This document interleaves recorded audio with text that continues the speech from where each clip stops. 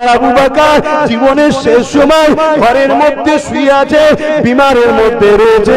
3 দিন সালেসাব হচ্ছে, লাখো লাখো মানুষ চলে এসেছে, পীরকে দেখতে পাইনি, কাঁদতে লেগেছে। আপনাদেরই দাদু পদ্দাদু হবে, হাউমাউ করে কাঁদে, হুজুরকে দেখতে পেলাম না।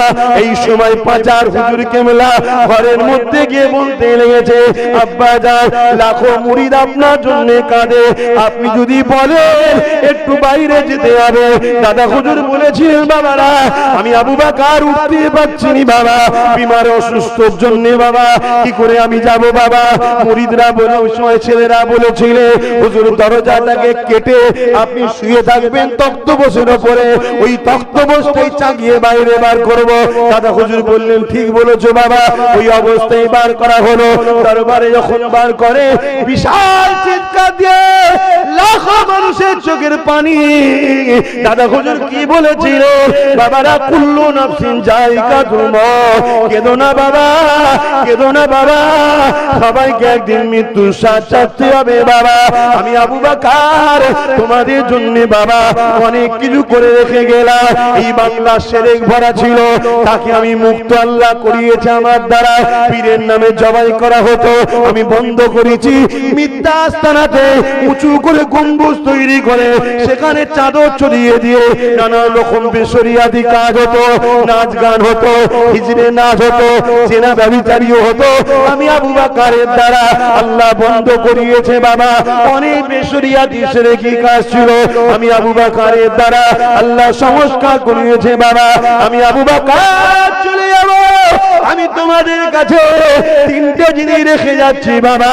প্রথম নম্বর হলো আহলে সুন্নাত ওয়াল জামাত, যে সিলসিলার আমি ইমাম হয়ে এসেছিলাম। দ্বিতীয় নম্বর হলো আমার ওসিয়াতনামা, এটাকে তোমরা ধরে রাখবে। 3 নম্বর হলো বাবা আমার আওলাদ, এদেরকে পিয়ার করবে, ভালোবাসবে, মহব্বত করবে।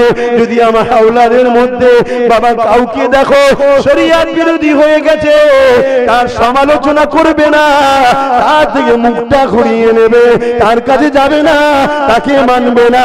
তুমি যদি মুরিদ দাবি করো, তাহলে রাস্তায় কেন দাঁড়াও?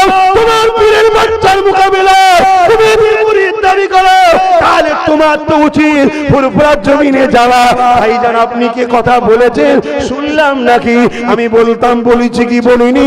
দুজনে ঘরে বসে মীমাংসা হয়ে যেত। গুন্ডাগিরি করছো, মস্তানি করছো, পাওয়ার দেখাচ্ছ। নমরুদকে আল্লাহ জুতো মারতে মারতে মেরে দিয়েছে, তার সঙ্গে পাল্লা নিতে যাচ্ছ। সময় থাকতে থাকতে পরিবর্তন হয়ে যাও, প্রয়োজনে রেখে দাও। যদি এর পরেও কারো জানতে ইচ্ছা যায় তুমি যদি মুরিদ হও, তোমার তো উচিত লিখিত দিওয়া। হুজুর আপনি কথা বলেছেন কি, মৌলানা আপনি বলেছেন, বা আব্বাস তুমি বলেছো, যেরকম খুশি লিখিত দেওয়া দরকার। রাস্তায় দাঁড়িয়ে তুমি যদি ঝগড়া লাগা, সমাজে মেসেজ যাবে মোল্লাদের রান খাওয়ালিয়ে ঝগড়া হচ্ছে। ইতিহাসের পাতা খুলে দেখে নাও, এই জমিনের উপর ইসলাম এত সহজে আসেনি গো। এ যুবকেরা আজ মুসলমান দাবি করো, লম্বা লম্বা গলা করে নবীর উম্মত দাবি করো। এই জমিনের উপরে আল্লাহ দি নবী পাকের সুন্নাত এবং কলেমা ঝান্ডা, শরিয়াতের ঝান্ডা, ইনসাফের ঝান্ডা, মানবতার ঝান্ডা, ইনসানিয়াতের ঝান্ডা এত সহজে প্রচার হয়নি গো। আল্লাহ নবী যখন বলেছিল লা ইলাহা ইল্লাল্লাহ আনা মুহাম্মাদুর রাসূলুল্লাহ, এই জমিনের মানুষ কেউ মানতে ছিল না।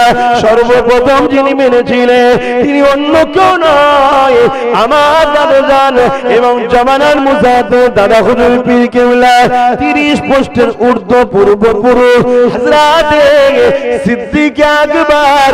কোনো প্রশ্ন না করে আল্লাহ নবী হাতে হাত দিয়ে ঈমানের নূরের কালেমা পড়ে নিয়ে দিনে মুহাম্মাদিতে প্রবেশ করে। আরো জোরে বলুন সুবহান। এই জমিনের উপরে এই দিনটা প্রচার এত সহজে হয়েছে মনে হচ্ছে নাকি?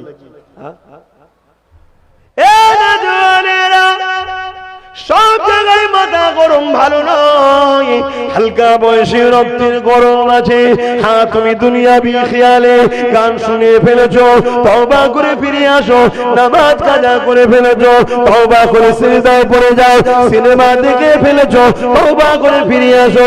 যাত্রায় চলে গেছো, তওবা করে ফিরে আসো। ফাংশনে চলে গেছো, তওবা করে ফিরে আসো।